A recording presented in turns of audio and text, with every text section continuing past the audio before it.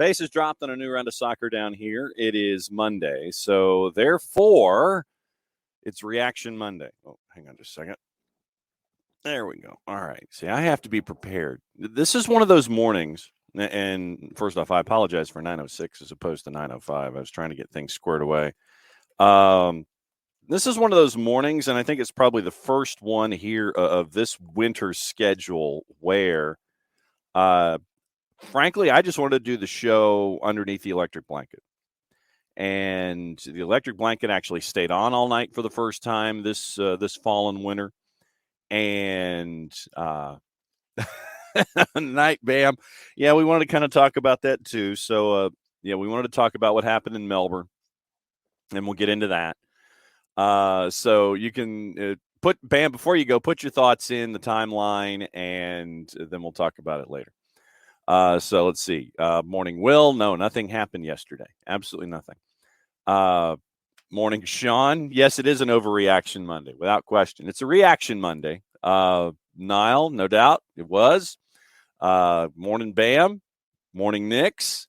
So this is where, today, I literally wanted to do the show from underneath an electric blanket. It's too cold outside, and the boss gets a lot of credit for mornings like this, where you just kind of, she has to be responsible for basically an entire planet's worth of business.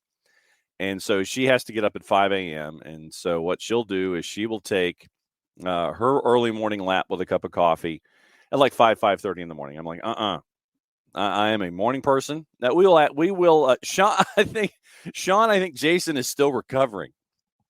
If you have the chance to listen to Atlanta Soccer Tonight, it was on after Monday Night Football. Yeah, no doubt. Stuff is still developing, and what we'll do is we'll talk about it in a very surface way this morning. But as things continue to go, we'll continue to talk through it. But there's with Jason and Atlanta Soccer Tonight, I envision one of two things. Yesterday, for those of you that were up at the Roxy at the Battery watching this, and it was a full house from what I was able to glean from all of that. I had to watch from the confines here of the office just to make sure that I was taking all of my notes and all that. No doubt, Michael. Nicely done. Hopefully it's a little later in the day when it's a little warmer. But I was watching here in the office. I had two visions of Jason yesterday. One where, for those of you that might remember the Atlanta Braves and their very successful pitching coach, Leo Mazzoni, what Leo would do in moments of increased energy and importance is that he would be sitting next to Bobby Cox and he would rock back and forth. He would be rocking back and forth through the more intense moments of a baseball game. And I had that as a vision for Jason for the entire match, or I had him pacing at the very back of the room in the upper deck. I just had him pacing and making ruts in the carpet for an entire 2-hour period. So I don't know which version it was, but I imagine he is still trying to recover from all of what happened yesterday, and hosting Atlanta Soccer Tonight with Jess. And Jess gets just as much credit for this because Jess is back home. So Jess is back home, and she is catching up with family. So she's in England trying to do Atlanta Soccer Tonight, and she's getting ready for all that stuff. So full credit to Jess for doing it from the other side of the Atlantic. So Atlanta Soccer Tonight had folks on both sides of the Atlantic doing the show last night. But I imagine, Sean, Jason is still trying to recover, and we've got a lot of that to talk about this morning, and we've got all the questions here at Soccer's Morning Show for you guys to figure out, is it the best ever? Is he the best ever? Do you separate eras like I do? The modern-day era was put to rest. Scaloni gets a boatload of credit. All of the different players that made impacts.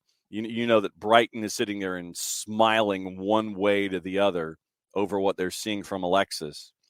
And whenever Alexis decides that he wants to move on, Brighton, is going to cash in yet again. Di Maria plays the match of his life in that 65 minutes that he was in there. Yeah, it is, Michael. Absolutely it is. It is absolutely the most dangerous lead. Two goals on the board, and then Mbappe puts two in the back of the net in 97 seconds, and we're tied at 2, and then we go to extra, and then Messi scores again, and then Mbappe scores again, and it's 3-3 going to penalties, and it's just crazy. So this morning, I want all of your thoughts, and yes, Nix, I will agree. Yeah, he is. Emi Martinez, and like I said, all of this stuff we will talk about this morning. Literally all of it. Anything that's on your mind, we'll talk.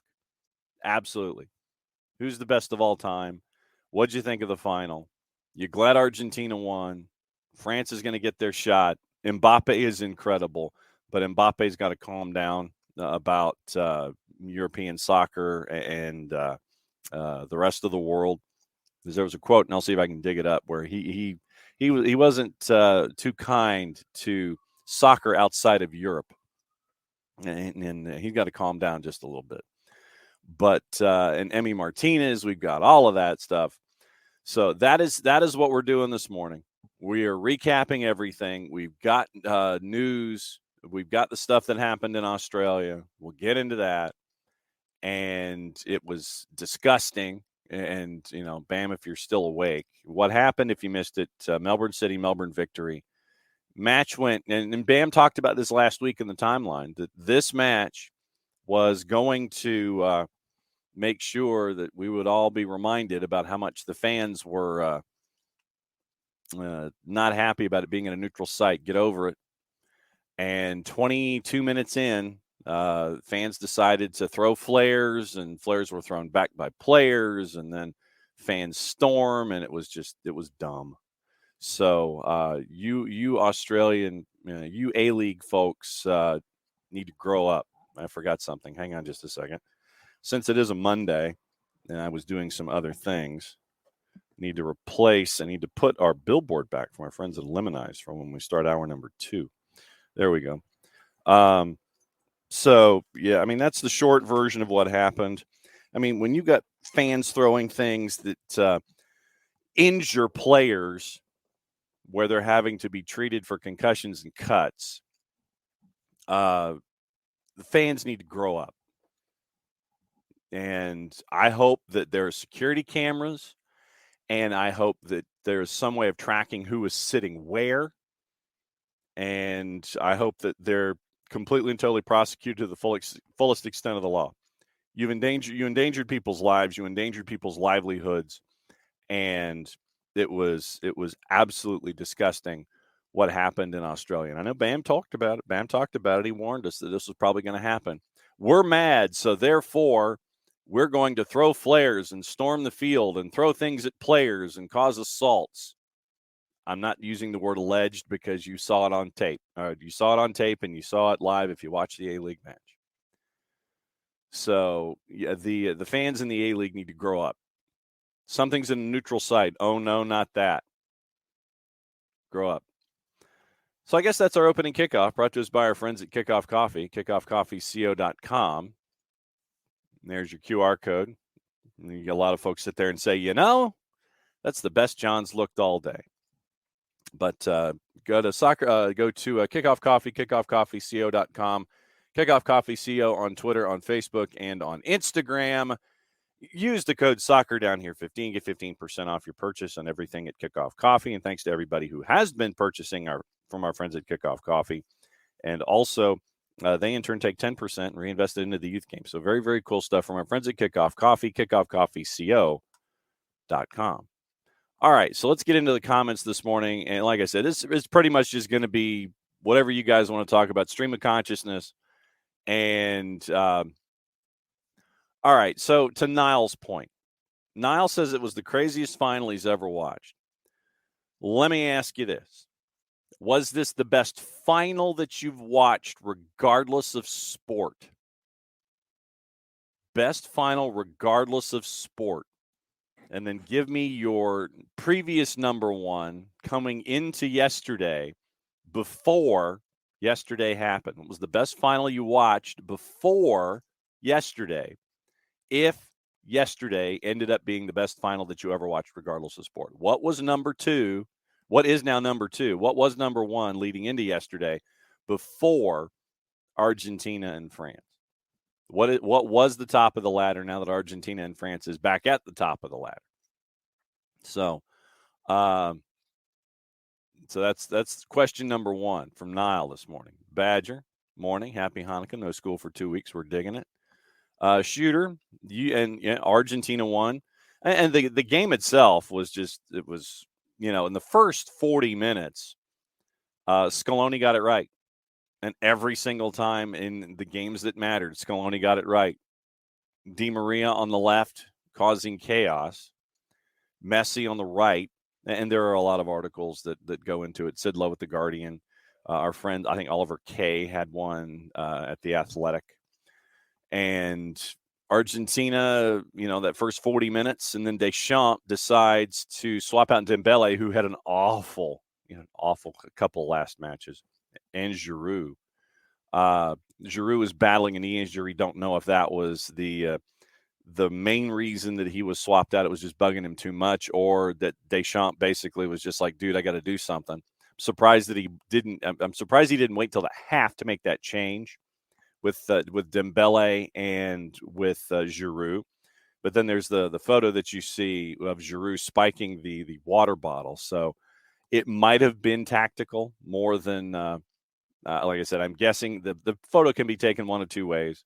That the pain was too much for Giroud and he couldn't continue to the level that he needed to, or that Didier Deschamps was just like, dude, I got to make a change. But Dembele was awful. And so there was that. Nick's getting into the Emmy Martinez. And Martinez for me, and I'm sure that you guys saw the photo of him when he won the Golden Glove and he stands on the dais and he put the Golden Glove someplace in particular. That completely, totally fits in character. Absolutely fits in character for Emmy Martinez. And, when you go into the kick save at 120 plus 3, that obviously that kept everything even as it did. Emmy Martinez was nuts. Absolutely stood on his head. And I know that's an analogy that I use a lot when it comes to soccer. You had that kind of craziness, but 120 plus 3 for Emmy Martinez, and then you get into the shootout and the penalty kicks. And first off, Kingsley Coman did not look like he wanted anything for this. This has got to be like a 5 negative here. Kingsley Coman looked like he wanted nothing to do with the penalty kicks when he went up in the top of the second. And was it Tchouaméni who pull hooked his, and then Emmy Martinez comes up big when he did. But yeah, 120 plus 3, and then going into the PKs. You love it when you have someone who is that confident, and then doing the shimmy when he comes up, when he and his team come up big as well in the penalty kick shootout. But yeah, Emmy Martinez in these kinds of situations. I know that I follow him in the Premier League, but when you look at Emmy Martinez and the Copa America, I think was the first real exposure that I got to Emmy Martinez and his personality, because since there wasn't anyone in the stands, you got to hear open mic and you got to hear Emmy Martinez absolutely running smack on anybody and everybody within earshot. And when you've got a keeper that's that confident, that you got to have something like that on the world stage. And Emmy Martinez did absolutely that. Niall, getting into our discussion about best ever. And like I said, I'm the kind of guy that separates eras. Everybody asks, like baseball, best ever home run hitter, Hank Aaron, Babe Ruth, and then the guys that were jacked up on performance-enhancing drugs. I've always maintained that Ruth was the best of his era, Hank Aaron was the best of his era. Then you get into the O discussion and all those kinds of things. And, wasting no time. We're wasting zero time. I figured I would invite this guy in. Have you what's the mug this morning, Bart? Drink coffee, do good. Okay, drink coffee and do good.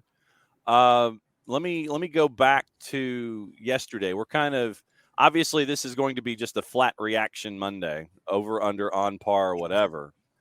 And let me just go back to the beginning with you. Where did you watch said match yesterday?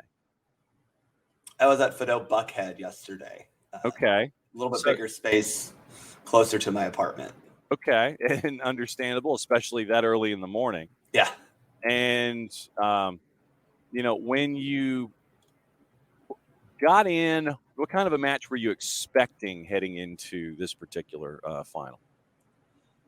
Honestly, I was expecting France to be more involved in the match for the first, it seemed like it took them forever to get a footing into the match. And I was pretty surprised by that. I expected France to be a little bit more powerful, dominant, and just in general sharper. And they weren't, obviously. They had to make two changes in the first half, which was insane to me that Deschamps even did that at that point in time. I'm like, 5 minutes from halftime, you could have waited. Yeah. But 2-0 down in the first half, I was not expecting that from France.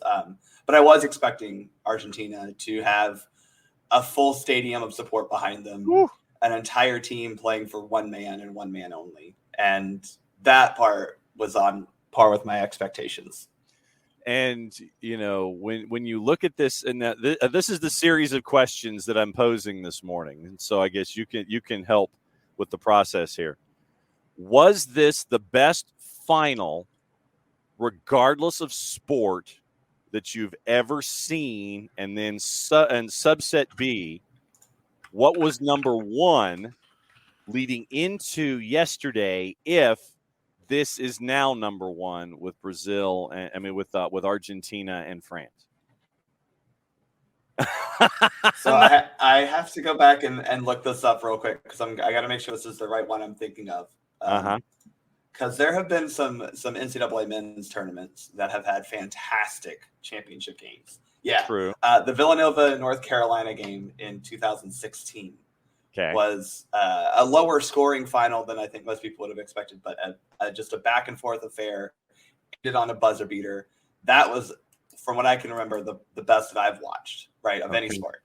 Okay. But in terms of the magnitude of this moment, the history, everything that was going into this match, the fact that, as many people have noted, at least one of the all-time greats, possibly two, I think Mbappe will definitely be there when his career is all said and done. Like, that alone made this final special before we even kicked off. And then to watch those men go back and forth with goals, Messi with a goal and an assist, like all the ways that they impacted the match.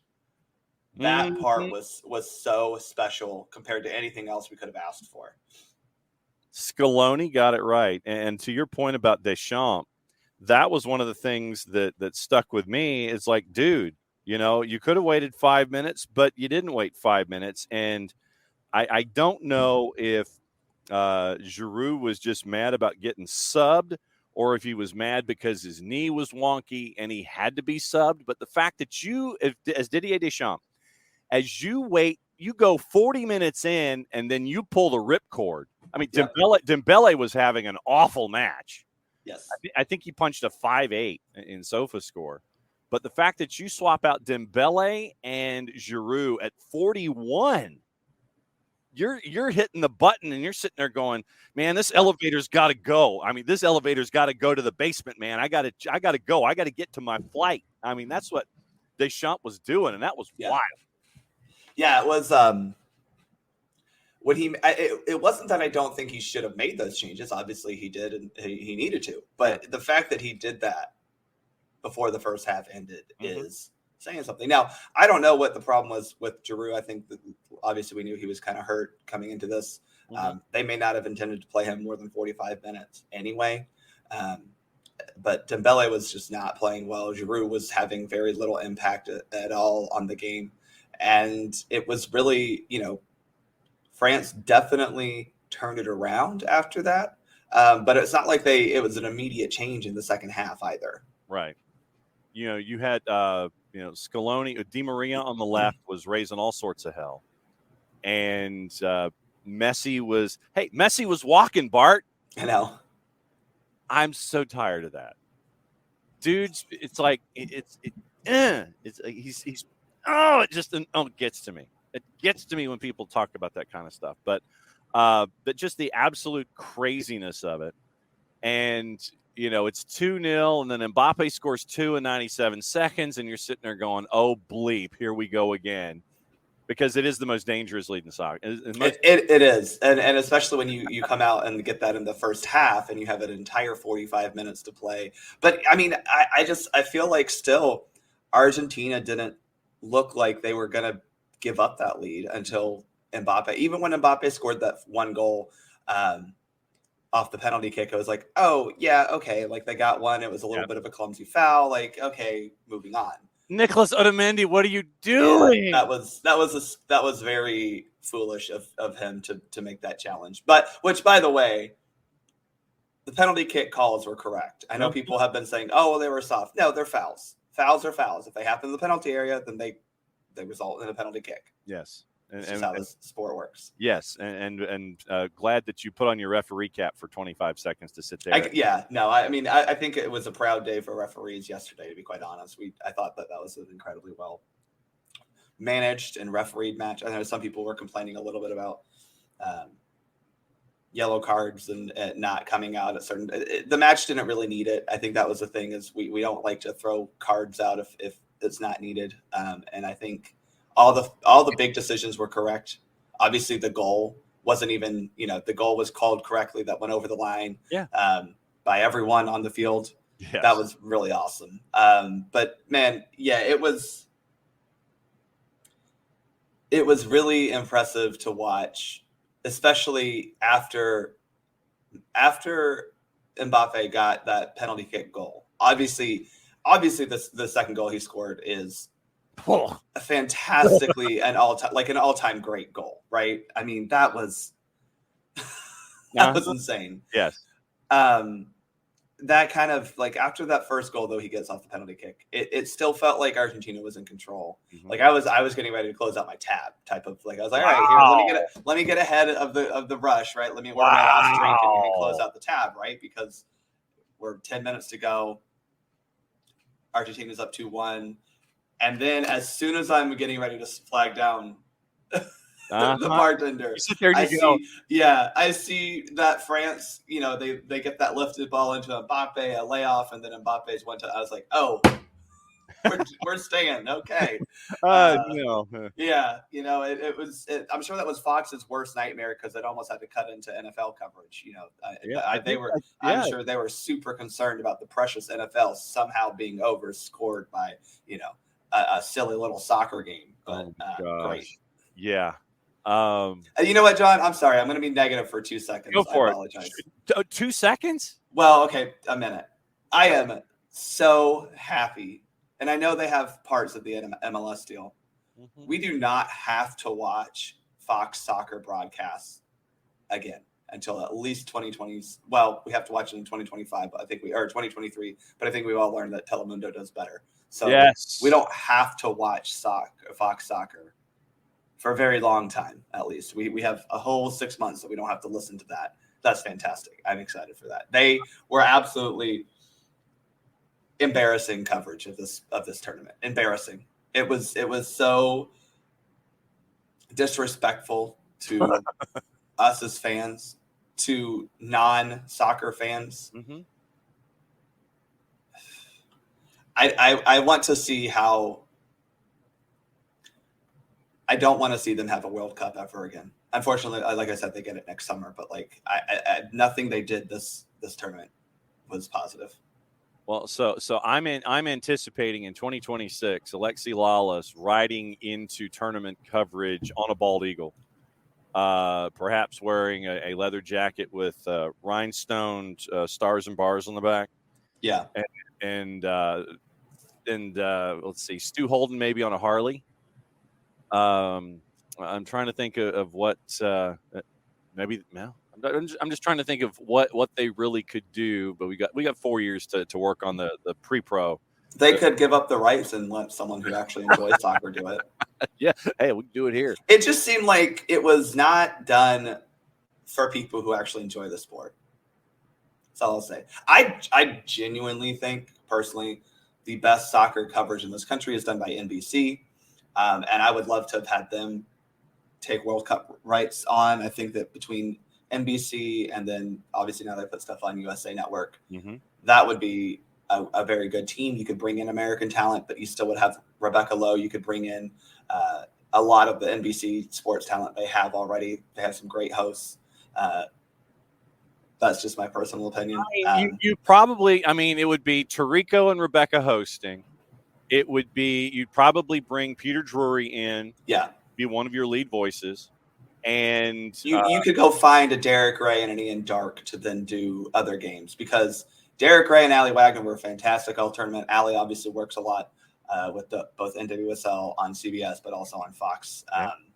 Yeah. That would, and no offense to John Strong and Stu Holden, but yeah, a Peter Drury called match would be that'd be beautiful. And if you didn't hear Peter Drury's call of the winning PK, it is out there. It is, once again, it is what we anticipate from Peter Drury. It's no Andres Cantor, but it was, I heard it and it was really good. Yeah. Well, and for those that don't know the context for Andres Cantor, Andres, born in Argentina, moved to the States when he was a teenager and is a Hall of Famer multiple times over. One of the best in the business. We all can learn. And what I mentioned yesterday on my social media, on those rare times when I actually had an original thought on my social media, I said for young broadcasters, he put on a clinic. Oh, yeah. You need to watch and learn from Andres Cantor, but understanding the context of what that meant to him for his homeland to win the World Cup in the fashion that it did. It's the emotion is one thing, but then when you add the context to the emotions, calling the winning PK, and then not like the room wasn't dusty enough as it was, but then the ISO from his TikTok showed up. Oh my goodness, that was where it got me, because that was such a.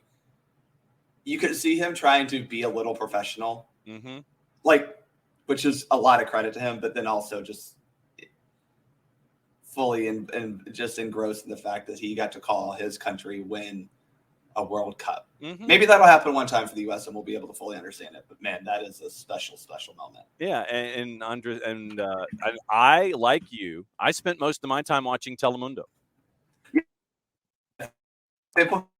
If I wasn't watching it to understand what was going on, my TV was on Telemundo. So all the U.S. games obviously were on Fox, and again, that's mostly because I'm watching them in person and the bars are broadcasting on Fox. Everything else was Telemundo because it was just so much better. And you don't have to have, you don't have to have an innate understanding of Spanish to understand the emotion. No. And understand the ebbs and flows of a match and how it plays in a play-by-play booth.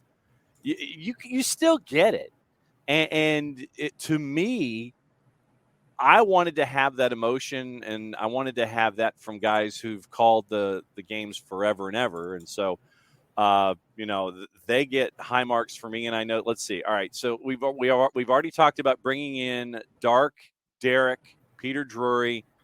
Let's see. I think you got to bring in JP if you can find a way to loan JP Della Camera in. Yeah, JP.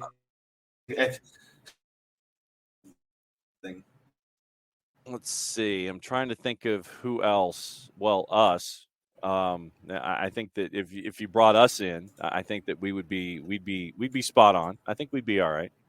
You unleash Jason on a domestic World Cup. I think that would be pretty solid. You get Mike and Jason in there somehow. I think that'd be great. Let's do it. Mike and Jason. All right. Hey, listen, Kevin Egan. Let's put Kevin Egan on a call too. There you go. All right. So, Kevin Egan and Momadou, they're working for NBC in 2026. That's what we're pulling out. There you go. Yeah, there you go. We've got our broadcast crews all squared away. So what about the discussion? And this is one of the other things that I was talking about with everybody this morning. The multitude of questions that are out this morning. The idea best ever. I mean, we talked about this being the best ever final. I think it's definitely the best ever World Cup final. Right. So is Messi the best ever above Maradona, above Pele? Or are you the kind of guy like me that puts it in separate eras? We know that this era has been put to rest in this tournament. I've always thought that Maradona was the best in his era and Pele was the best in his era. Do you lump everybody together or do you separate?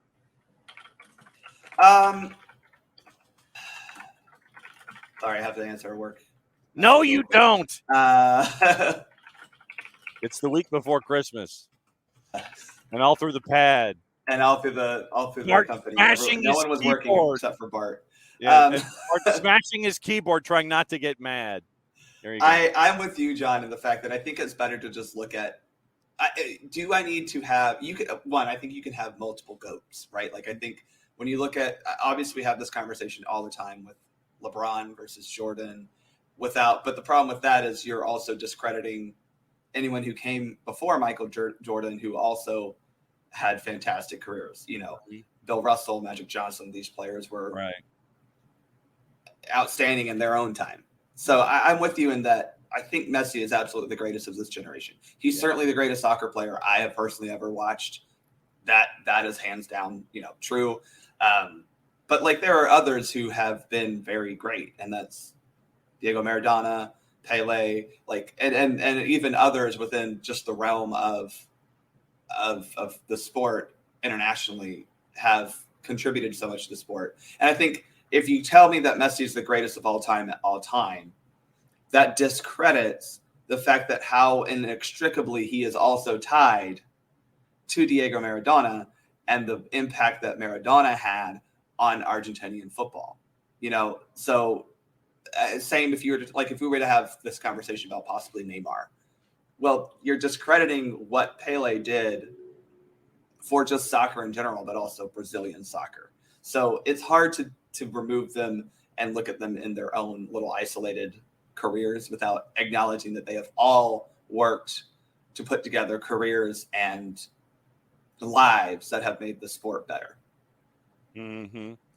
To Emilio's point, one thing about trying to compare players from different generations, today's generation is more visible because of TV exposure. Yep. Maradona's time, basically, you're watching like YouTube clips and World Cups to make your assessments, especially 60s and through the 80s. Pele, Sir Jeff Hurst, all that kind of stuff.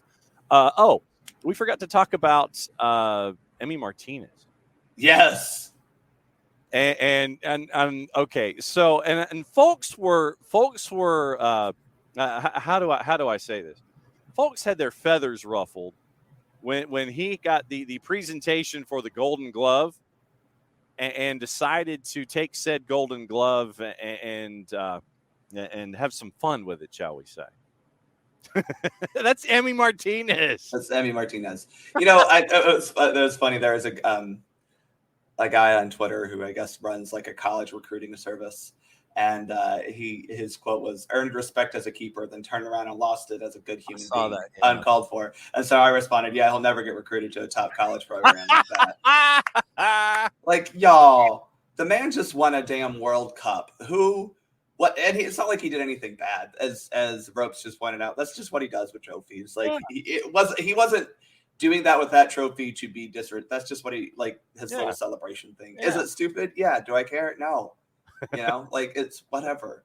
Did you see Ropes and everybody? Did you see the photo that was the profile shot from the dais? Yeah, with the representative from the host nation looking down, going, "Okay." Yep. It was that was actually really funny. He was just like, what's going on here? That's okay. That's intriguing. Look, and I kind of got into the PKs before you came on. Kingsley Coman looked like he wanted nothing to do with it. And then after his miss, then Chouameni pole hooked his, and then Emmy came. And the thing is, Emmy Martinez guessed right each time. Yeah, just didn't have the range and that extra, 500ths of a second leaning in the direction to try to knock the ball. And let that be a lesson to anyone in here who's a young soccer player learning to take a penalty kick. Put it hard into a corner, and the keeper is just not going to be able to save it. If you put it in the right spot, they're not going to be able to save it. That's going to be hard. It was he's been we know he's been very good at this. But he was outstanding in this tournament when it came to penalty kick saves, obviously. And then this particular moment, it did feel like he was already in the heads of the French penalty kick takers. Absolutely. Because they knew, and that's kind of like what happens with a great penalty kick saving goalkeeper, is the kickers are already overthinking it because they know how good he is. I'm trying to think, the Revs keeper in MLS who had such a fantastic penalty kick record. Hartman? Yeah. Hartman, yes. You got him. You got Nick Raimondo, who is just as nuts. You got Tim Melia. There's just added pressure when you're going up against a really good penalty kick saving goalkeeper. And I do want to say this. He saved 2 penalty kicks in the shootout because they missed 2. So that means he saved 2. That's how this works. Ask Jess. Yeah, GK Union. All right, now Mbappe after the fact, and I know we're bouncing around here, but that's what we were going to do this morning anyway with all the thoughts of everybody here. Mbappe after the match, this is from TNT Sports, Brazil, I believe, was who asked him this. It's TNT Sports Brazil. Mbappe, quote, Argentina and Brazil don't play games at a high level to get to the World Cup. Football is not as advanced as it is in Europe, and it shows when you watch the last World Cups, end quote. Son, this is where you need to be gracious and tip your hat to the winner instead of popping off. Yeah, Niall is spot on, but I think Niall is saying the G-rated version. He needs to get his ego checked. I mean, that quote came, from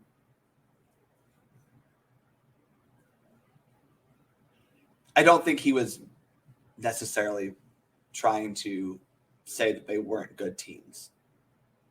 But I do think that it is a very typical European-centric mentality that only Europe has good football. And we all know that to be very untrue. Yeah. I do think that, as you saw yesterday, the passion, the just sheer desire, and what it meant to an entire country for Argentina. And not to say that it would not have meant or did not mean a lot to France when they won in 2018. That was obviously the entire country was celebrating. The team deserved it. But, man, I mean, it's hard to describe, right? I mean, Jason would probably be better to describe exactly the mentality of the Argentinians who were there in that stadium, who immediately in Buenos Aires were flooding the streets. But it just means, it's a little SEC, right? It just means more. And I have a couple of friends who are Argentinian, and so I was obviously messaging them yesterday of like, oh my God, y'all won, sending them the videos from Nico Cantor had one and a couple others. I was like, this is amazing. I want to fly to Buenos Aires right now, but I doubt I could get in because no one would be working at the airport. It's just you'd be sitting there on the tarmac. Right. I'd be like, we just never get it. Or we're fine. We'll get in fine. There's no security. We're all good. So right. We just kind of bring the staircase to the window. We can just go ahead and disembark on our own. I'll get my luggage. It's fine. I'll check into the hotel. I might have to walk because everybody's at the celebration. I can't get a cab. or the cabins might be making a fortune at that point. I know, right? It was so special, and I think that again, you just don't get that right in Europe. Yeah, and I'm not even trying to take away, because I think on its face what he was trying to say was that the level of play in Europe is higher than in South America, especially when it comes to some World Cup qualifying. Do I think he's wrong in that? Yes, there's still teams like San Marino playing in World Cup qualifying in Europe. Yeah, baby. Liechtenstein is still Will playing they in World Cup score? qualifying. That's the question for San Marino. So, the fact that you have 10 CONMEBOL countries who are all pretty darn good, what's the worst CONMEBOL country that could be out there? Is it, Paraguay, Venezuela? I don't know who your worst is, but they're still. Are they? I don't know. CONMEBOL, are they? I think they might be. They may not even. I don't know. Anyway, the level of play in Europe is high, and I think when you look at the club game, obviously, like, the European leagues have better standards of play because they have the best players. I think that's a fair statement. Yeah. But that doesn't mean that the game isn't at a lower level in South America, or doesn't mean as much, doesn't have as much. The players there are still playing at a very high level. It's just Europe is where the money is. That's just what it comes down to. So, of course, Messi and Neymar and, older Ronaldo, Ronaldinho, even Alexis Sanchez, like any great you could think of from any country in South America went to Europe since 1980 because that's where the money is. That's really what it comes down to. True. But money doesn't make you better. Yeah. Doesn't. Just ask the Mets. And Will and Michael make the point that he said that before the final, but I still think it applies. And probably the worst CONMEBOL team is Venezuela. Yeah, that's a good point. I think it definitely is Venezuela, but like even then, it's like, okay, well, they're still better than a good chunk of the European teams that are playing. Yes. Andorra is a European team. But yeah, it's San Marino. Will they score? The lovable losers in Europe, San Marino. And I've got my San Marino scarf, by the way, over here on this rack. Yeah, and no shade to any of those countries. They're all beautiful places. I've seen pictures of them and they're great, but like, don't pretend like they're somehow great footballing nations just because they're in Europe. Yeah, and Gibraltar. Yeah. Yes. Hey, maybe Gibraltar will host a World Cup in 2026, right? Get that Iberian Peninsula. Put a stadium in Gibraltar. I'm sure they can figure it out. Hey, Morocco might lay claim to all that because listen, that is my thought for 2030, right? I know they included Ukraine in that. I think that's weird. Put Morocco, Spain, and Portugal together. That would be fantastic. Is Venezuela better than Scotland? No, but I think they would actually score. So that's more than I can say for Scotland. Yeah, I know. And the thing is, so Will says that while Jarrett's in Kentucky. He'll be back tomorrow. Yeah. He'll be Jarrett can't even come to defend his men. No, he'll do that tomorrow when he returns to this particular part of the planet. Let's see. So we covered best ever. We covered best ever final, best ever athlete. What other takeaways do you have from the tournament in general? Now that Garrett Southgate is going to be hanging around for a little while longer for Three Lions, and all these other things, and Benzema has apparently retired from. I just saw that retired from international type competitions and things. What other takeaways do you have from this tournament going forward? I think overall this was one of the best, maybe the best World Cup tournament because of the level of play that we're just seeing rise across the world. And I think this has been going on for a while, but I think as more money gets put into the game everywhere, you're seeing better players across all countries. And I think that's a really positive. We had one blowout, but that was Spain, Costa Rica. And even then it was like, that was a fluke. Excuse me, not Spain, France, Costa Rica, but that was a fluke, that wasn't a, people were surprised it was even that big type of a score line. So I think that overall this was a fantastic, the quality of competition in this tournament was really high. And it was Spain. Thank you, Will. It was really high. And I think that's a really special, and I think that's a positive for the game as a whole. Hopefully we see that continue to progress across all levels of the game. women's and men's, youth, everything. But this one particularly was great.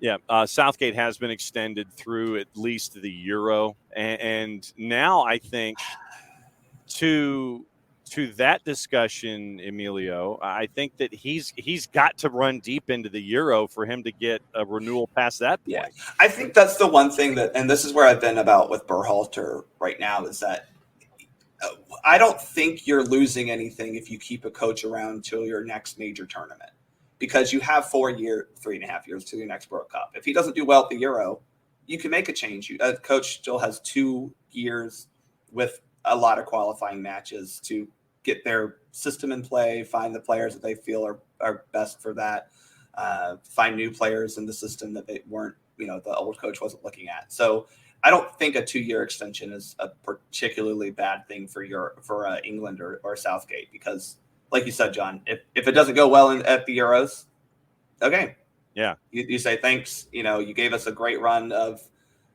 6 years, 8 years, somewhere in there, but we got to let you go. Let's see. Since we went down this road, Will's asking, who gets y'all claiming that Greg needs to be fired know nothing about U.S. soccer. That's all I'm going to say. Okay, so lay it out there. Go for it. I don't think U.S. soccer is going to make that change. I just don't. I vehemently disagree. I think he should be let go. I think he on paper achieved exactly what he was supposed to achieve. He took the team as far as I think he can take the team, and I don't think there's any real growth potential beyond what we've seen. That's not a slight at Berhalter. I think that's just, again, I've been very clear. I think you get one cycle and you move on. But Greg has done everything that has been expected from U.S. soccer. He has, outside of the Gio Reyna problem. And that's where I was going to go next. But outside of that, has been a fairly good manager of the locker room. I know he's had some issues with players. I think that is something that clearly has been a problem for me, is that he does seem to have this he doesn't enjoy players who don't bend the knee, if you will, but a lot of coaches have that issue, so I'm not going to single Greg Berhalter out for being the only person who has that problem. But I do think that I would be concerned to continue to keep Berhalter, who again seems to prefer fit into a system that he believes is better than anything over actually talented players. All right. So then, as a part of the discussion, Tom Russo, Airborne DJ, he says he doesn't know how 3GB continues after Renegade. Like I said, other than that, he's been really good for U.S. soccer. I mean, I hate it, but that's just, on paper he has been. I think we all have to remember too, if you watch that final yesterday and think the U.S. is anywhere close to that, I got news for you. We're not. Those are the reason France and Argentina are at that level is generations of producing top quality players, and we're just getting to that point where we're producing good quality players. It's going to take a while, and Berhalter is not the reason that we're not at that level. I think he should be fired, and I don't even want to say fired. Just not extended. But the other issue is you have to have someone who can come in and do that job as well. And that's another show in and of itself. Who would you bring in? That's the thing. It's like, okay, if you don't want Greg Berhalter around, who are you bringing in? And this is when this always comes up, regardless of who we're talking about. All right, so if you don't want somebody in a position of power, give me a name, be realistic about it, and tell me why the individual that you want to bring in should be the one to come in and take over the position that we're talking about. Well, and that's the issue is, typically,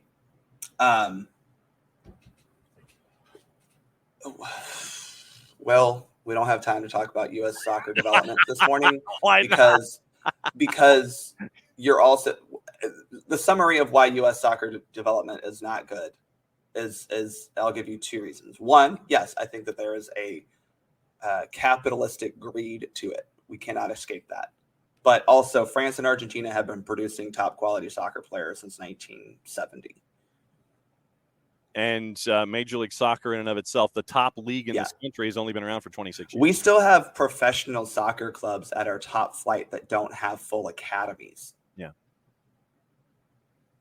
That should tell you volumes right there. Like, you can't just blame pay for play and we don't have pro rel and all. Like, no, we are a baby footballing nation. Mm-hmm. We have not been doing this long enough and have not had the decades of continued growth and progression. You could even argue that we're barely doing it right now. We have a couple of academies that you could deem are good. But we're just now getting to the point where MLS academies produced World Cup players. Just now. This World Cup. Mm-hmm. That wasn't how it was in 2014. It was the issue in 2018. Right to this World Cup is the first time we've seen actual academy products on the field for the United States. Compare that to France, to Argentina, to Brazil, mm-hmm. to even countries like Italy who can't make a World Cup. Sorry, Nick. Yeah. Portugal, Scotland, even. That. But there are other issues, obviously. Like, there are other issues, but when it just comes down to development, until you're developing players like Dembele, players like Giroud, players like Otamendi. I'm not even saying they're great players. Literally just players like that. We brought Christian Roldan to a World Cup, y'all. So let's just have some perspective about the state and level of U.S. soccer. We're very good, and we're getting better. We're better than most countries in the world at it, but we're not there yet. No, and it's going to take a while. But I don't think Greg should continue. That's my just. Yeah, general. I mean, I'm not a 2-cycle guy either. So no, yeah. I'm right there with you. Niall's point about Morocco and the building nations. Morocco looks like it could be a very powerful force in the future. Really admired what they achieved. I mean, what we saw from Morocco was a great run, and and once really again, good. We talk about hot keepers. Bono was another hot. They had a really good tournament. They had a really good run. Mm-hmm. Yeah. Here's my question: are they going to be? Yeah. Here's what I think. Right. You saw what the 2002 World Cup did for Korea and Japan. Korea especially had a really good run, and they've been pretty darn good since then. So do I think that they're going to be a force? Not quite. Do I think they're going to be, on that level of Japan, Korea for the foreseeable future? Yeah, I think that's the most reasonable expectation to have from them. They're not going to be, they're just not going to be semifinal appearances every World Cup. But they're going to be at the level now where they're going to be a B+ player. Yeah. Yeah, they're going to be in that level of they should be making the round of 16 every tournament. Well, I guess going forward, the knockout rounds every tournament.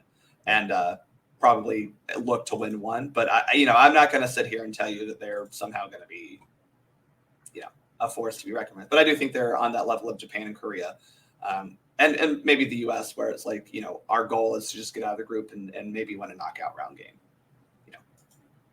Okay, so then let me ask you this: with 4 years to prepare, 3.5 for a runway, what should the expectation level be for the 3 host nations in 2026?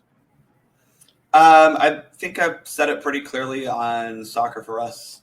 The last episode is, I think a semifinal it might be a little bit of a reach, but I think the U.S. making a semifinal should be that should be our goal, mm-hmm. if that makes sense. Yeah. Obviously, once you get to there, a final is, whatever, but because you're at home, all the knockout round games for us, we played at home. Just overall, you have this team now. You have 3.5 years to find better talent to back up the starters that you have. You have 3.5 years for either to find a striker or for one of your strikers to get into the point where they're actually good. You know, you have time to get better. And then you add that to the home team, you know, energy that you should be feeding off of. I don't think a semifinal is out of the question for any of the teams, honestly. Okay. Maybe for Canada, I got news for Canada. I don't think they're going to be as good as they think they are going forward, but they should be a top 3 to 4 team in CONCACAF going forward. That doesn't mean they're going to. I think we saw at this tournament, they just are not quite there yet on the international stage. But I think all 3 of those teams should be looking at making the knockout rounds. Maybe Mexico finally against that Quinto Partido, whatever that looks like in 2026. But yeah, I mean, I think you should expect all of these teams to go farther than they have ever before. Okay. Striker position for the United States. What does your gut tell you as you wish to do good and have your morning cup of caffeine, your brown water? What does your gut tell you about the development of the striker position for the United States? We have 4 guys under the age of 25. I think Pepe, Sargent specifically, give them a little time. Not everyone is Erling Haaland. No, what? You know, what? I know this is shocking. I know people like forget that, you know, players, great strikers don't just exist on a tree that you go say, oh, we want one. Go to Sam's Club. Yeah, you're not buy one get one down at the Dollar General, y'all. Okay, like you don't want a Dollar General striker. You'll be hard. Yeah, Costco. You'll be hard pressed to find one. You know, it's not. You can't just, you know, think how hard it is to find one of those 10-foot tall skeletons at Home Depot. It's harder to find a striker. True. You know, they are not plentiful. I do think that your best bet right now is Sargent or Pepe continue to develop and grow as players and grow in not only skill, but also confidence, and hope that can take you into 2026. And I think Sargent showed a lot of that in this World Cup. I do think Sargent was a pretty good striker for us. I still think that Greg Berhalter's tactics hold us back from scoring goals. We attempted 90 some crosses in this tournament, which is more than anyone. That's a problem. And, you know, the fact that he put Jesus frickin' Ferreira in for a team that likes to cross 90 million times is asinine. That's delusional, Greg. Here we go. That's where Greg's biggest flaws come. Is he doesn't look at reality. He looks at his little dream world and what he expects soccer to play like. But Berhalter land. It exists, unfortunately. But I think your best bet is just that Pepe and Sargent continue to develop and get better, because there's not one in the pipeline right now that I think anyone sees as being able to be that. I mean, the U20s won the CONCACAF championship and are going to go to the World Cup without really having a striker. You know, Paxton Aronson played as a withdrawn striker. Like, we played a false 9 basically the entire tournament. You know, we don't have one just coming up. So, and that can change. Obviously, again, you're looking at your entire striker pool basically being under the age of 25. So a little patience is needed. And what you look at with the starting 11 or most of the starting rosters that we saw, you got guys who are in their late teens, early 20s who will be in their mid 20s, late 20s in 4 years. And so that's another 4 years of development. Will, with one of his questions this morning, Maradona or Messi, Ronaldo or Ronaldinho? Well, I got to watch Messi play, so I'll say Messi. Okay. And we're talking Brazilian Ronaldo? Yes. Ronaldo. Okay. Ronaldo. Okay. So that's part of the rapid fire part this morning. That's I'm just anticipating from everybody this morning. No, Nix, I did not know that Clint Dempsey was from Nacogdoches, Texas. I did not know that. Wow, that is just news. It's like, did you know that Jerome Bettis is from Detroit and David Green and David Pollock played football all the way back to Little League tackle together? I knew that. One of them went to my high school. Oh, as our resident official, I meant to ask you this. Oh, boy. What does it say about the growth? I'm not going to say the state because I know that it has extremes. About the growth of the American official, that there were 4 that were late in the tournament, and Ismail Elfath had the tournament that he had. What does it say about the growth of the American official that U.S. was so well represented late into the tournament this year? I mean, I think that's a really cool thing. First off, like that's just fantastic for those people that were part of it. Ismail, all the rest of the crews that were involved. That's the people involved. That's fantastic. Like that is stuff that dreams are made of, right? I just think it does show that, and we complain about MLS refereeing all the time, and I'm not saying it's good and it's perfect. I will never say that. And there's a lot of room for growth. There's a lot of things that U.S. Soccer needs to do to make referee training and development better, more accessible, and more open to everyone. But I think it's very clear that we can produce good referees. And I think part of that has to do with the fact that if you look at it from Ismail Elfath's standpoint, something that I think is very unique to American soccer is we encounter a lot of different footballing cultures throughout our time, right? And so having that perspective, knowing how to talk to people that may be a little bit more different than you and maybe different in the same game does help. Because, you got to think about Ismail Elfath. He's handled a hot-tempered Argentinian before. He's handled a stoic manager from Europe before, so I think that says a lot. Also, it just shows you that, those particular referees are doing great jobs in their own right to perfect the craft that they love. And that's really cool. By the way, Badger came in this morning and says Pele's still the greatest because he scored a bike while injured, then escaped from the Nazis. Absolutely true. I'll cheers to that. Absolutely true. I'm trying to think of what else was on our minds this morning. A lot of folks were chiming in about best ever. Niall originally, 2018 MLS Cup was originally his number one. Then you had what was? Oh, and then folks were breaking down Carolina and Villanova for those things. Yeah, I saw that. Yeah, I'm telling you, it was a fantastic final championship game. Like it went back and forth pretty much the whole game. UNC took that lead, then Villanova came back, and yeah, it was a very good game. 2018 holds a special place in my heart, that MLS Cup final, but I don't know if it was particularly a good final. Yeah, let's not get sentiment involved with factual truth. Yes, object. Point made by Tom Russo. But if you do go to Sam's, you have to get them in a 3-pack, which might be beneficial if you can find strikers at Sam's Club. Yeah. If you can find Sam's Club striker level, and you get 3 of them, we would be nice. But again, we're like Dollar Tree strikers right now. We got a bunch of them. None of them are gonna seem like they're very good. So. And then Tom follows it up asking about Brandon Vasquez. Does he continue to improve and impress? I don't know. He's had one good season in MLS, y'all. I really hate to be the guy. I know Jarrett loves him. I hate to be the guy who doesn't believe in Brandon Vasquez, but he's had one good MLS season. One. That's because of the system he was in too.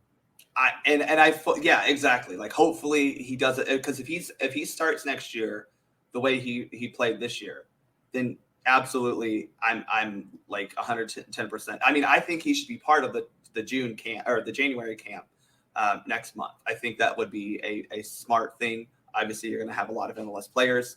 I think you'll have a lot of U20 players as well. But I think he absolutely needs to be in the January camp. But I'm not a believer in Vasquez because he had one good season. That said, a lot of our strikers haven't even had one good season. So, I'm willing to see him play for the U.S. men's national team. I want that, right?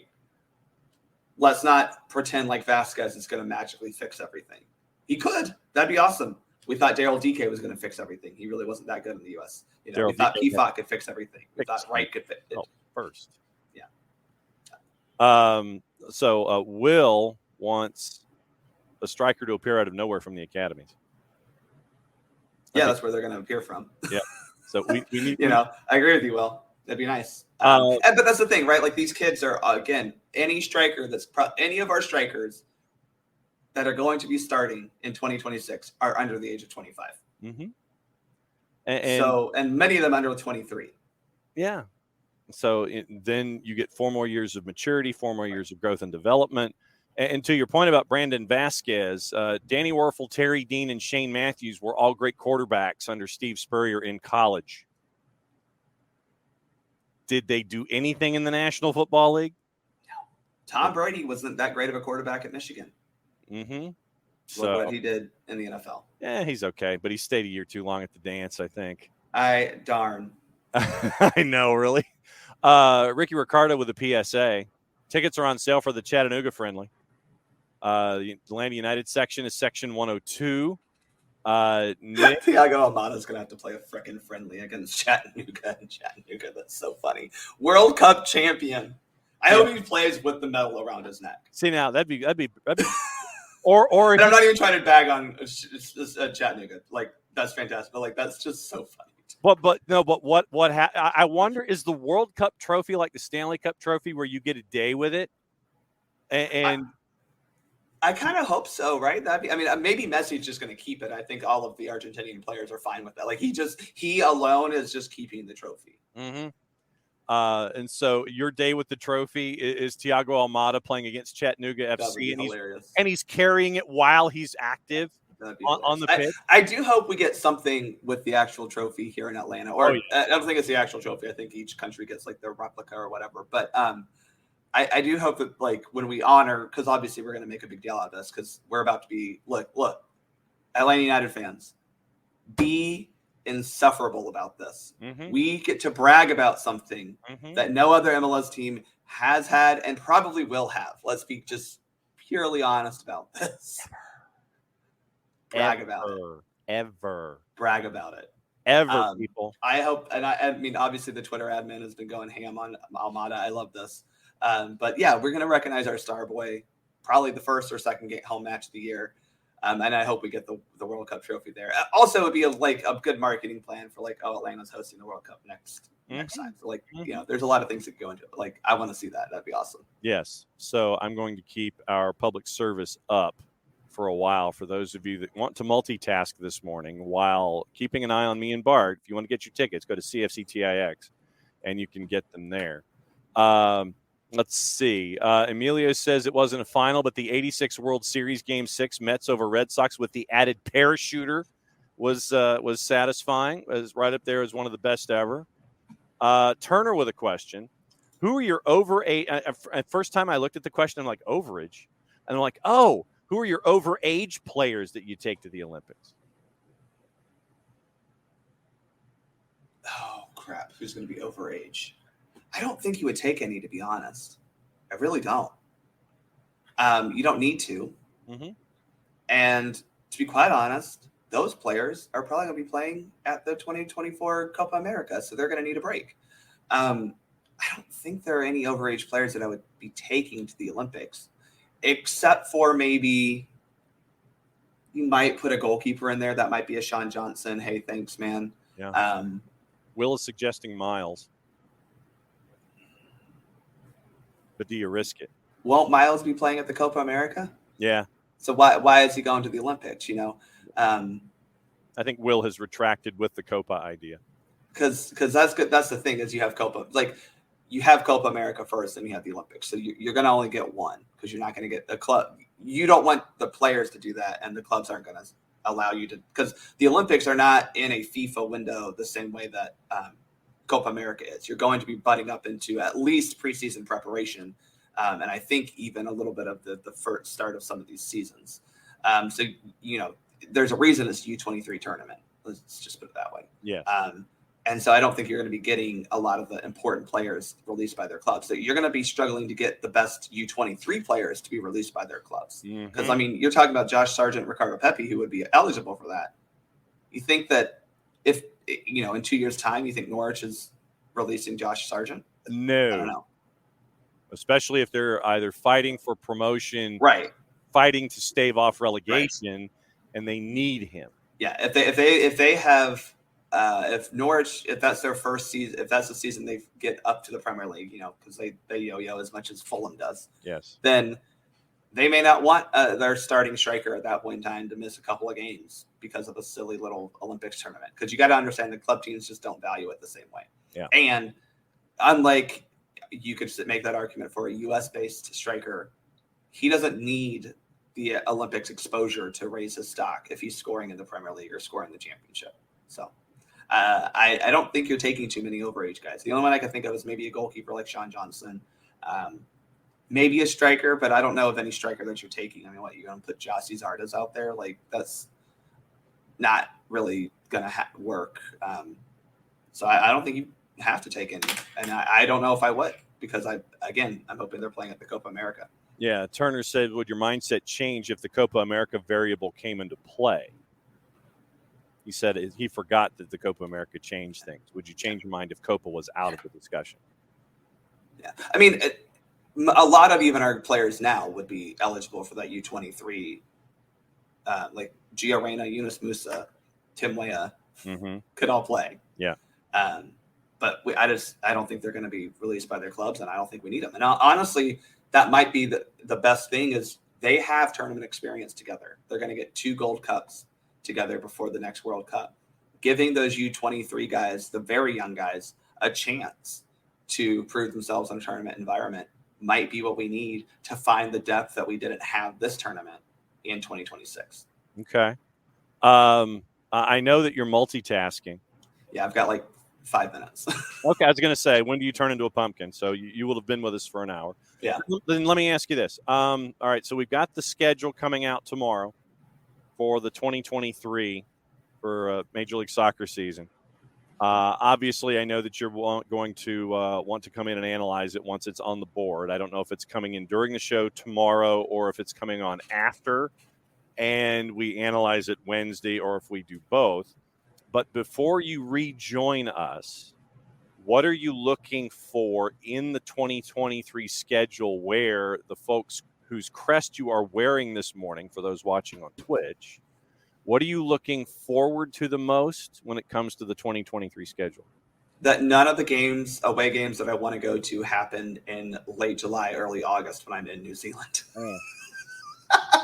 That's what I'm looking for, is to make sure they don't schedule Nashville or Fort Lauderdale or maybe an Austin away trip. We probably don't get that, but that would be one. Any of those away games that I want to go to don't happen when I'm planning to be in New Zealand. That's all I care about. Well, and then the other element for me, I do want to say I hope we get an away at St. Louis match. There you go. That would be the one. Like, obviously, we're going to get at Fort Lauderdale, at Nashville, like all that. But I want to play at St. Louis because I want to go visit that stadium.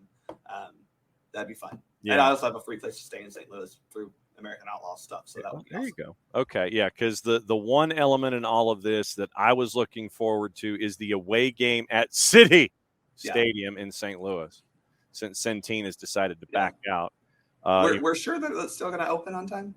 Well, I mean, they had the one friendly with the City too, and was it Bayer Leverkusen? Yeah, they've had a lot of full house. I don't want to say backtracking, but they've had issues. They have had issues, having to do with, I think it was flooding created power problems, things like that. But no, they had a full house for the Bayer Leverkusen friendly. I'm excited. It looks like a gorgeous stadium. Genuinely excited because I'm pretty sure we will see some U.S. games there. Mm-hmm. It's a bigger stadium than what is in Kansas City, which would probably help. So that'll be fun. No, I am looking forward to the hopeful away game in St. Louis. So I also want the other away game that I kind of hope we get. Yeah. At Real Salt Lake. I just want to go out there. Okay. Because for the boss wants to go see Atlanta United at Q2. And because we've been to Q2, we were at the first ever event at Q2. So we already know that it's too small. And but no, Atlanta United at Q2 is what the boss is looking for. And I don't think we're getting that this season, unfortunately, John. And then St. Louis. If there's an away game at St. Louis, that's what I'm hunting for. So go to cfctix.com and go get your tickets. And so whenever you whenever you wish to return, obviously, golden ticket status. You can drop in whenever you wish. I am working this week, but I think we've all agreed that working is that's in quotation marks. Bart. Yeah, I am logged on. Bart is. I'm doing my things.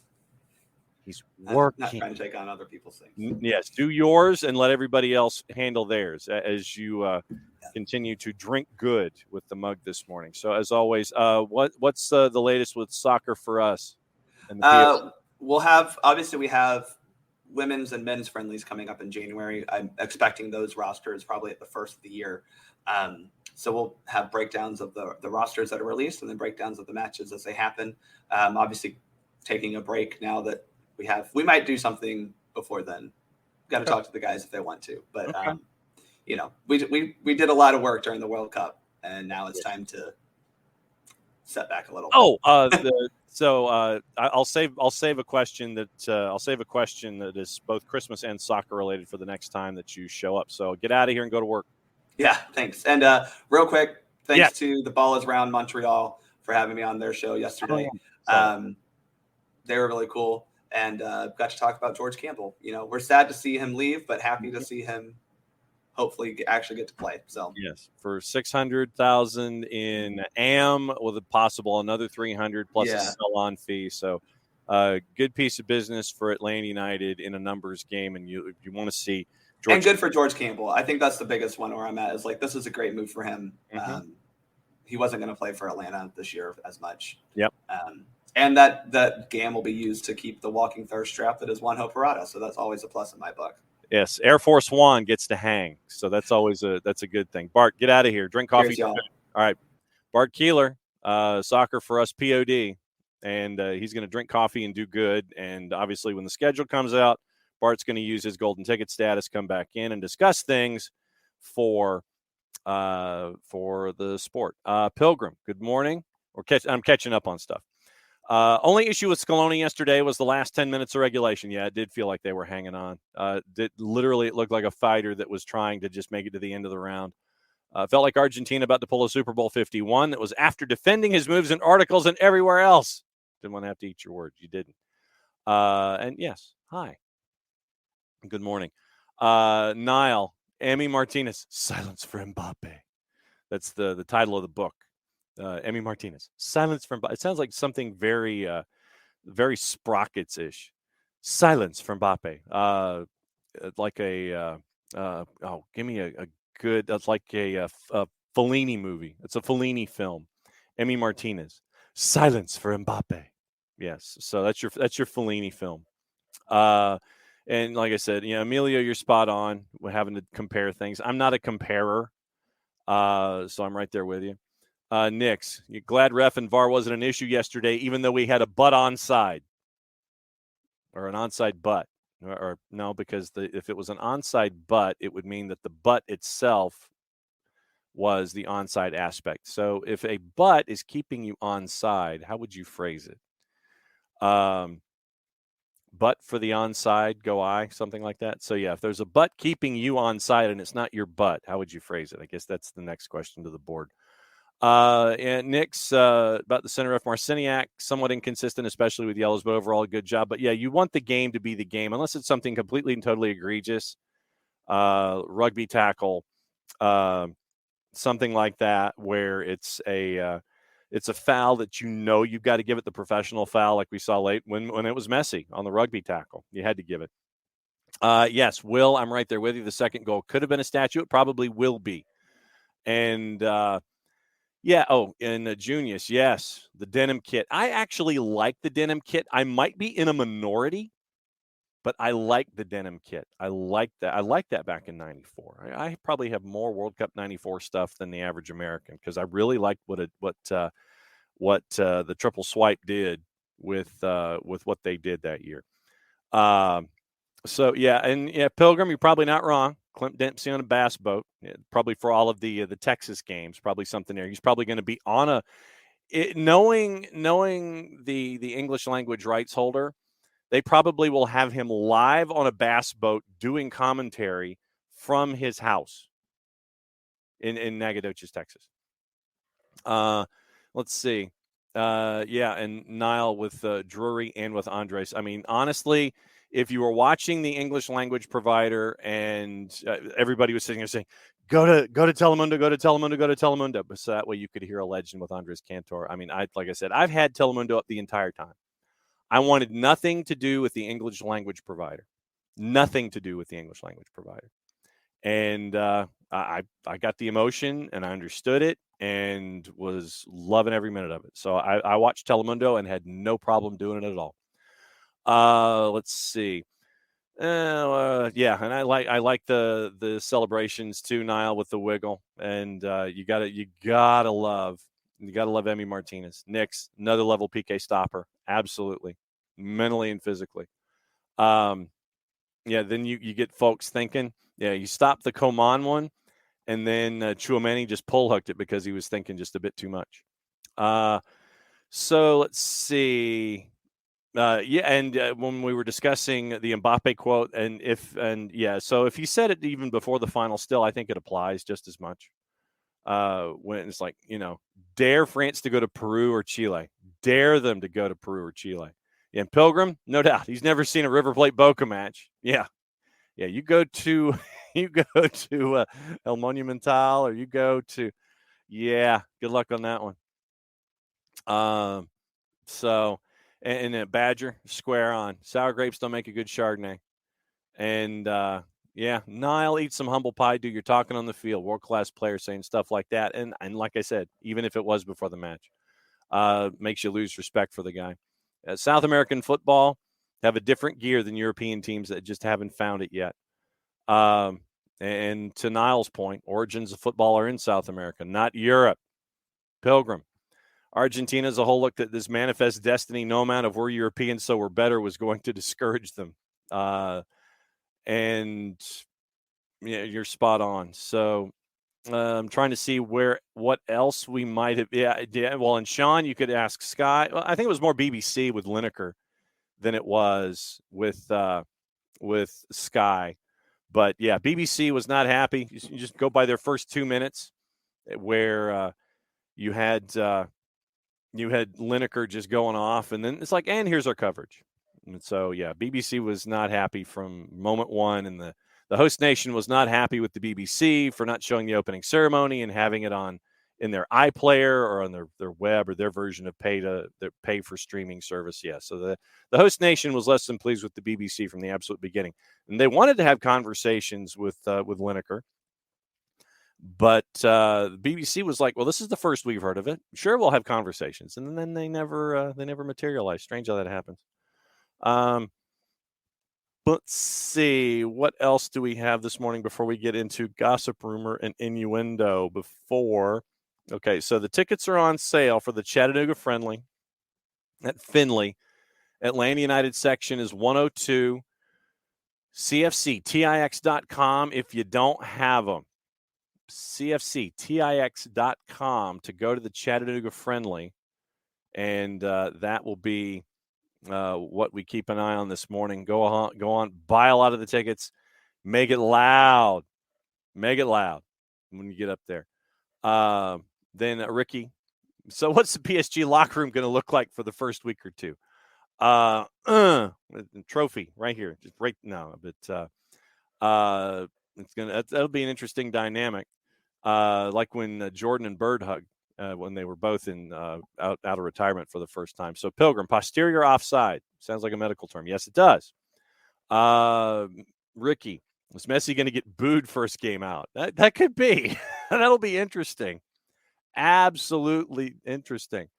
Will, daring France to go to Cuscatlan. Yeah, and they wanted this World Cup. Yeah, there you go, Will. Yeah, send France to San Pedro Sula. There you go. Send them to the monsters cage in Costa Rica. I mean that would be. Send them to Saprisa's house, the San Pedro Sula, to take on Honduras. Yeah, that'll work. Gossip, rumor, and innuendo on our way as the journey continues this morning. Yes, absolutely. San Pedro Sula, 2 p.m. August kickoff. Go to Thunderdome. Exactly right.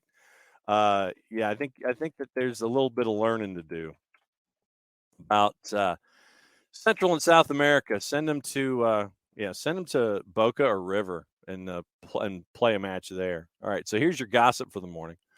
Barca and Frankie de Jong have reportedly told Manchester United boss Erik ten Hag he'd be happy to move to Old Trafford. It's from the Daily Mirror.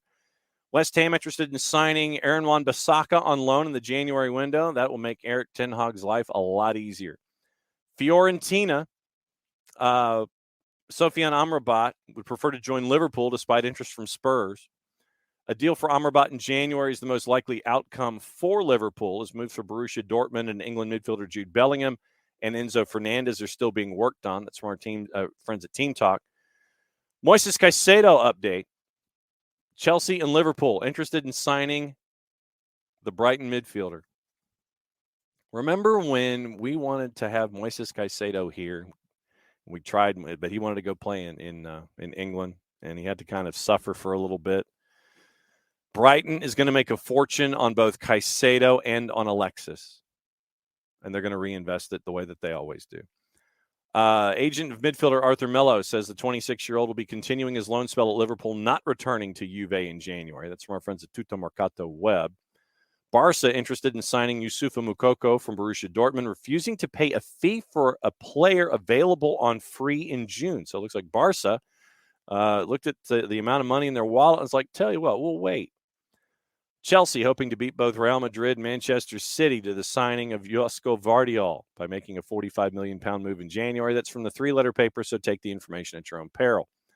Once again, from the three-letter paper, Manchester United reportedly looking to sign Marcus Thuram during the January transfer window. Diego Simeone's on the hunt for defensive reinforcements in January, considering a move for Soyuncu from Leicester City. Sorry, Knicks. That's from Team Talk. PSV Eindhoven manager Ruud van Nistelrooy admitted he may be powerless to prevent Cody Gakpo from leaving the club. France midfielder Adrien Rabiot's contract at Juve runs out in the summer, but the Italian club may not let him leave in January, with Paul Pogba still not ready to return after a knee injury. Inter Milan defender Stefan de Vrij's agent says he expects plenty of offers for the 30-year-old Dutch international who will be out of contract in the summer. Arsenal defender former Arsenal defender Nigel Winterburn says a move for CR37 will be a complete disaster for the Gunners. Amen. And Manchester United co-owner Avram Glazer has held talks with potential investors during his trip to Doha, including Saudi Arabia and Qatar. And so this comes to us from Ornstein, and it came out yesterday. Glazer family announced their intention to explore strategic alternatives, including new investment into the club, a sale, or other transactions. And that went back in October. So keep an eye on that. I think Nick's you're right. I think Pulisic gets loaned out. I think in the January window. So by process of elimination, it may be Pulisic inside the Premier League. Other paper talk. According to our friends at the Times, we mentioned Gareth Southgate staying on as the head of the Three Lions until Euro 2024 after being overwhelmed by the support of his staff players in the FA. Manchester United will consider a move for Ajax midfielder Mohamed Kudus in January, even though they remain interested in adding Jude Bellingham. Vincent Kompany admitted he'll feel offended if he's not on the receiving end of some good-natured stick for Manchester United fans on Wednesday. I think that's FA Cup. Let's see. Avoiding the four-letter paper. Manchester Evening News, we mentioned the Wan-Bissaka deal. Avoiding the three-letter paper. Emiliano Martinez reveled in Kylian Mbappe's despair during Argentina's celebrations after the World Cup final, less than an hour after comforting the French superstar on the pitch. Declan Rice showed his commitment to West Ham by turning up to watch the weekend friendly with Fulham. Let's see. Daily Record, Celtics' interest in Tunisia midfielder Aissa Laidouni could bear fruit in January after Ferencvaros president Gabor Kubatov admitted the Hungarian club might be ready to cash in on him after a series of fine displays at the World Cup. Also on the board, Celtic will have a decision to make over Stephen Welsh in the January window, tracked by clubs in England, Italy, and France. Rumors online also have him linked to Porto. Ross McCrory claimed Michael Beal is one of the best coaches he's worked with in football. Jim Goodwin refused to confirm interest in Angolan Benny, but insisted it's important for Aberdeen to, not stand still in the January window. We'll get to Aberdeen in just a second. Hearts boss Robbie Nielsen has reportedly lined up his first January signing. Yutaro Oda expected to join from Vissel Kobe. One-time Ranger target Nicholas Raskin has effectively confirmed he'll leave Standard Liège next month after relations between the club and the player broke down. Okay, Aberdeen. Since we went through this, Aberdeen on the weekend had their hands full. They were playing Celtic, and I want to get the numbers out. And Jim Goodwin has been absolutely roasted for his post-match comments, and rightfully so. So where was it? Saturday, and I want to get the numbers. I want to get the numbers right. So yeah, so Celtic beat Aberdeen by the score of 1-0. Here's your stats in the match. Ball possession 80% to Celtic. Total shots 33-2. 10 on target, none on target for Aberdeen. 10 blocked shots, 13 off target, 7 corners, 8 fouls each. One big chance missed. 15 shots inside the box, 18 outside. 853 passes, 88% completion on the day. Aberdeen, 119 of 209 at 57%. Long balls, 19-18 Aberdeen. Dribbles, it was 10 of 16 for Celtic, 3 of 10 for Aberdeen. Naturally, since they had almost 4 times as many passes, they actually had only lost possession 10 more times. Won 63 of the 97 duels, won 3/4 of the aerials. 15 tackles. Aberdeen had 16 interceptions to 6 and 29 clearances to 11. Of course, when you have 33 shots total to 2, 33 shots to 2. And then after the match,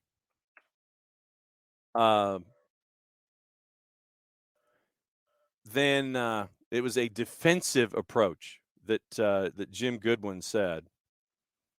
The Aberdeen players were in full trust of the tactics in a 1-0 defeat. They weren't questioned by the players. 20% of the ball. I don't care about this. Nothing like a pop-up window. Great. I don't care. I don't care. And this is what happens when you're trying to look at something. And fine, I'll enter. It's like I'm trying to access a story here, and it's like no, I'm not a decision maker. Okay, so let me see if I can find the Goodwin quotes here. But yeah, you have. So Jim Goodwin was getting full. Yeah, it was a wild one, Nick. So I'm trying to see if I can find the actual article itself, where, let's see. Defiant Jim Goodwin says he's damned if he does and damned if he doesn't as far as his style of football is concerned, but he's hinted that the conservative approach taken against Celtic might be shelved with a different challenge against Rangers on the horizon. Goodwin was criticized by some Aberdeen fans, former players, and pundits for the ultra-defensive approach they took in Saturday's clash with Celtic. Callum McGregor scored in the 87th to get the 1 win. Didn't get a shot on target. We tried to go and contain them and frustrate them, and we denied them a lot of space in behind, which is what Kyogo and Maeda want. I thought we defended really well throughout the game, but we weren't able to do anything with the ball when we had possession. We turned over possession too cheaply, and in the second half, we didn't offer a great deal going forward. It's disappointing. When you have possession only 20% of the time, what do you expect? 33 shots to 2. It's disappointing. It's not the style we've been used to this year. You just didn't want to lose big. You just didn't want to get embarrassed. It's not the style we've been used to all year. We're one of the highest scorers in the league at home, and our fans in the main have been very well entertained. Unfortunately, on Saturday, it didn't pay off. Yeah! If we'd have taken a goalless draw from it, it would have been a great start back after the World Cup. We just felt that was the best way to play the game, but tomorrow night's a different challenge. Game at Ibrox a few weeks back, we got loads of plaudits after the game because we, in a lot of people's eyes, went to Ibrox and had to go. We lost the game 4-1, and it could have been 6 or 7. On Saturday, we had a different approach and nearly lost 1-0. So you're damned if you do and damned if you don't. If we win tomorrow night, then Saturday will soon be forgotten. 33-2.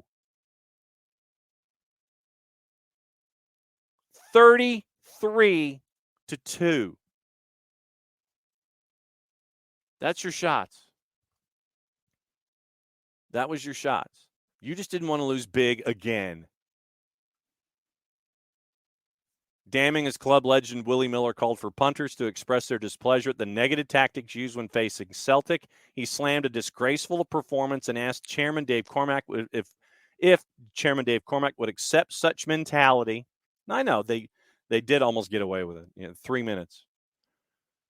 Slammed a disgraceful performance. He told Miller told BBC, I think that the fans need to show their displeasure, and any manager who's showing those kind of tactics at Pittodrie, this is a home game. This is a place where these fans have been entertained. Goodwin's been vocal about the defense being his side's Achilles heel, and up until the 87th minute, they defended fairly well as a unit to stifle any threat from the visitors. But this is from Robbie Hanratty at the Daily Record. The reality is the Don's boss showed the Hoops a lot of respect, perhaps not with his team selection, because on paper it seemed forward-thinking with 2 informed strikers, wingbacks, and creative midfielders all on from the off. Nevertheless, those players who have previously been impactful in games this season were largely anonymous, with Miofsky feeding off scraps from long, aimless balls up the pitch before making way on the 73rd. And on the rare occasion Duke did get the chance to run in the Celtic half, there was no one with him. There's an image posted below. 11 men behind the ball came to life in the second half, camped out in with no out ball. It's galling for punters in the Granite City. They trudged off at full time. This is Hanratty again. Trudged off at full time with rather grim stats to reflect their showing and the reality that if it wasn't for some top-class saves from Kelly Roos, the game could have been sewn up well before it was. Aberdeen controlled a mere 19% of possession, failed to muster a shot on target at Joe Hart's goal, allowed Celtic time and space on the ball throughout, so it's hardly surprising Ange Postecoglou's men registered a whopping 33 efforts during the game. Aberdeen also completed just 117 accurate passes in comparison to 754 for the champs. It was the lowest recorded over the past 5 seasons. Postecoglou's side notched up records in most passes completed, shots, time of possession, and time spent in the opposition half. And this is a team who trounced Dundee United 9-0 only 3 months ago. Goodwin chucked on the lesser-spotted Shaden Morris for the final minute of injury time, which struck desperation and seemed to sum up the former St. Mirren's manager's naivety. With 5 substitutes permitted and only 2 used up until then, many vexed punters headed to social media to express their bemusement at the fact Christian Ramirez remained a bystander. Get Christian Ramirez out of Aberdeen now. Bring him to Atlanta United. But was the cautious approach forged after a chastening experience in Govan? Meaning back with the Rangers. 30% possession against Rangers, more than Celtic, generated an XG of 0.42 in contrast to 0.06. An XG of 0.06 on the weekend. So, yeah. He won't be the only manager facing the conundrum of press or sit, stick or twist, but the reality is an expected fan base won't accept anything but 100% effort and belief from the off against Rangers. Even more so having witnessed how vulnerable they appeared defensively against Tibbs and Michael Beale's maiden game in charge on Thursday.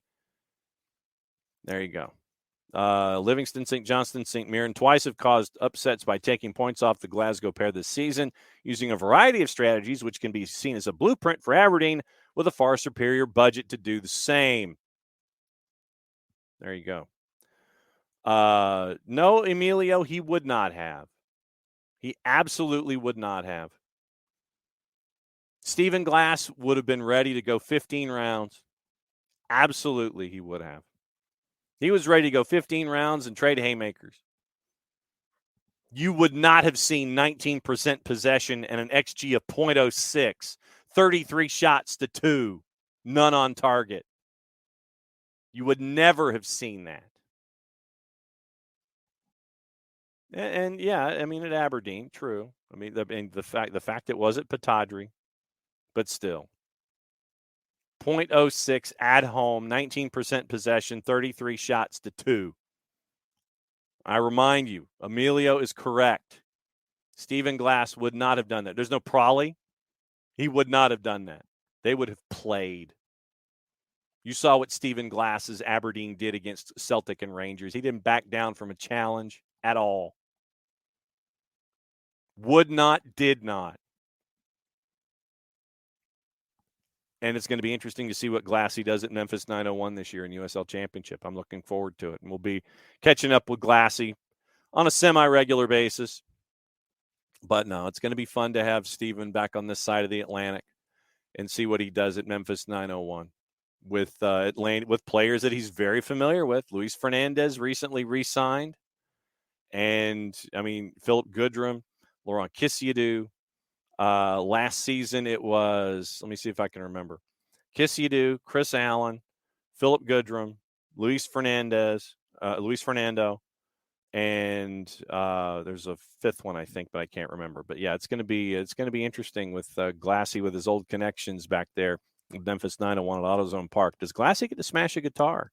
We'll see what happens. But yeah, I saw that on the weekend, and when Jarrett comes back in on Tuesday, we'll talk about that then as well. But yeah, 1-0 at a minus 333, and Celtic goes to Pittodrie and gets the win. So yeah, completely and totally frustrating all across the board. Other couple of things before we go. Vivian Miedema came on social media and confirmed that she did tear a ligament in her knee, and did admit that she's going to be out for a while, but was looking forward to she's going to miss the 2023 World Cup. And so she's got that recovery there. So let's see from let me get into the article really quickly here from Molly Hudson at the Times. Missing next summer's World Cup after rupturing her ACL. Went down in the first half in the Champions League defeat by Lyon. First half stoppage time, twisting her left knee. No contact with any other player. Teammates in opposition immediately went around Miedema, and they knew how serious it was.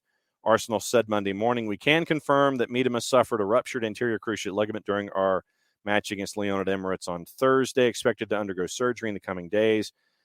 Beth Mead also ruptured an ACL only a month ago. World Cup begins in Australia, New Zealand, July 20. Both players expected to be missing. Miedema on social media, absolutely gutted to share I've ruptured my ACL. It's one of those moments where I knew straight away, so many things going through your head. I won't be able to help my team anymore this season. No World Cup surgery and rehab for a long, long time. I won't be telling you I'll come back stronger or that I'm looking forward to spending the next however many months in the gym. It'll be tough with plenty of difficult days, plenty of crying, which we've had a lot of already, but sadly enough, it's part of football. Lucky enough to have amazing teammates, friends, family, and around me, and Beth, who can guide me through everything that's coming while only being a couple weeks ahead of me. Can't wait to do some boxing in the gym after she's been annoying me for a while, end quote. ACL, according to Molly, can take up to a year to recover from, more common in the women's game than men due to a number of factors, and Miedema recently criticized the schedule for top players in the women's game and the risk of injury it created. Having played almost every game for club and country this year, in November she took a fortnight-long break to rest both physically and mentally. So that is Vivian Miedema. She is out for a while, and so we'll keep an eye on that. But obviously, a great loss for the women's game, and so we'll keep an eye on that and that recovery as well. So I'm trying to think if there's anything else to get into. Let's get into what to watch today, as we kind of get drifting back into actual matches and things like that.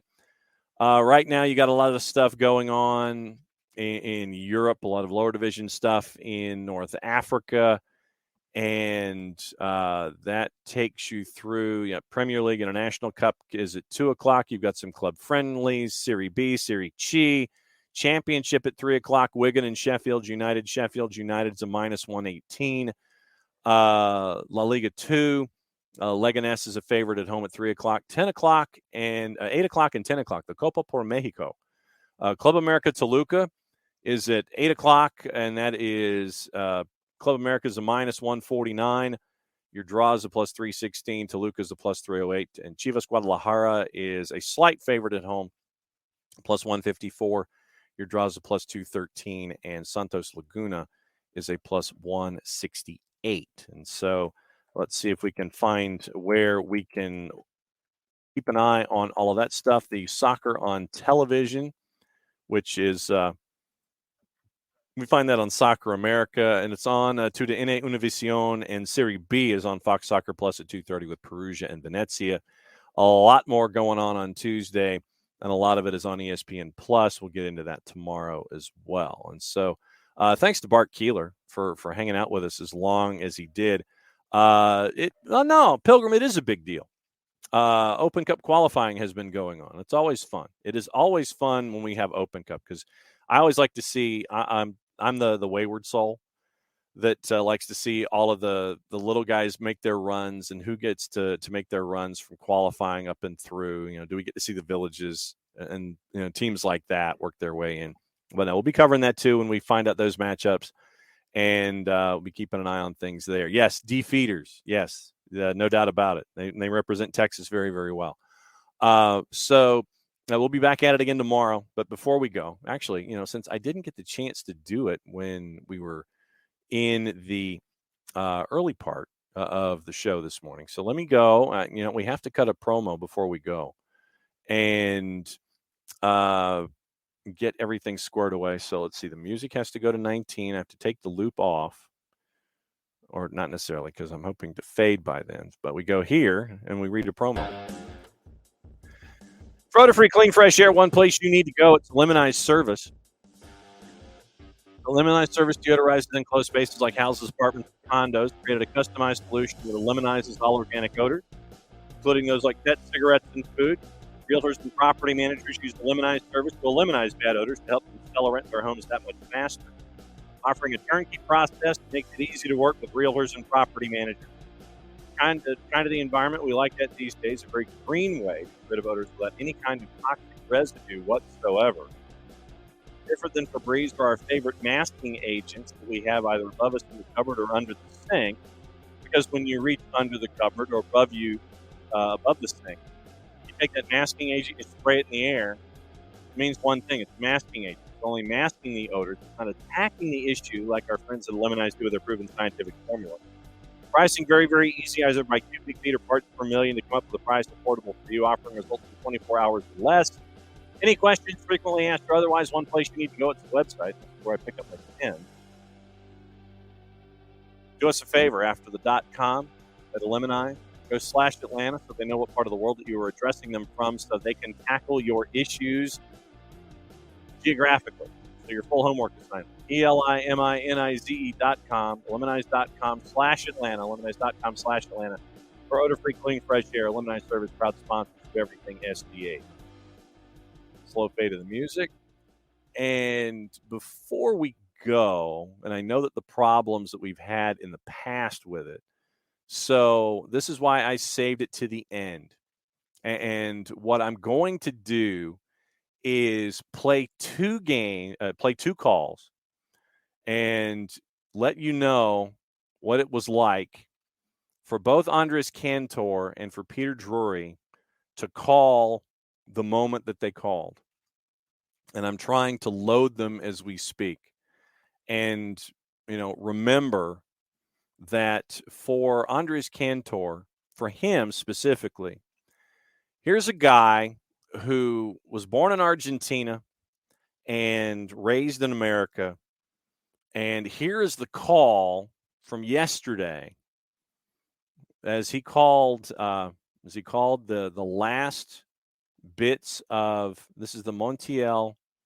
Yeah, this is the Montiel PK, courtesy of our friends at Telemundo Sports. Andres Cantor on the call. Va a venir el centro de zurda de Sijic. Levanta su brazo derecho para dar la indicación de dónde va la pelota. Atención con este. Unless, of course, I loaded the wrong one, which would be a mistake on my part. Okay, so I loaded the wrong one. We'll play that tomorrow. So here's Peter Drury's call. I think I loaded this one correctly. This is what happens when you're loading on the fly this morning to try to wrap up a show. Here's Peter Drury's call, courtesy of our friends at TSN. Montiel. Argentina, champions of the world. Again, at last.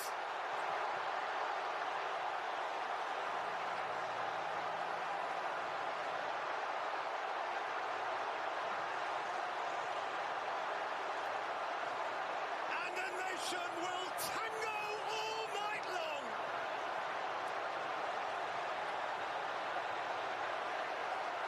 36 years since Maradona and Mexico. Here, finally, is a nation's new throng of immortals. Scaloni will be fated. Messi will be sainted. France this time denied, defied. Messi fell to his knees, Peter, in the center circle. He couldn't move. And that's how you wrap up a World Cup. We'll play Andres Cantor's call tomorrow. So thanks to all of you for hanging out with us once again. The World Tournament's the best, and it goes to Argentina. We'll be back at it again tomorrow. MLS schedule release and a whole bunch of other things too. So thanks for all of you for hanging out with us for a full 2 hours this morning. We'll do it again tomorrow. And since it is the tail end of the show, that means we get to do this. Play it safe, everybody. We'll see you tomorrow. Mucho platio.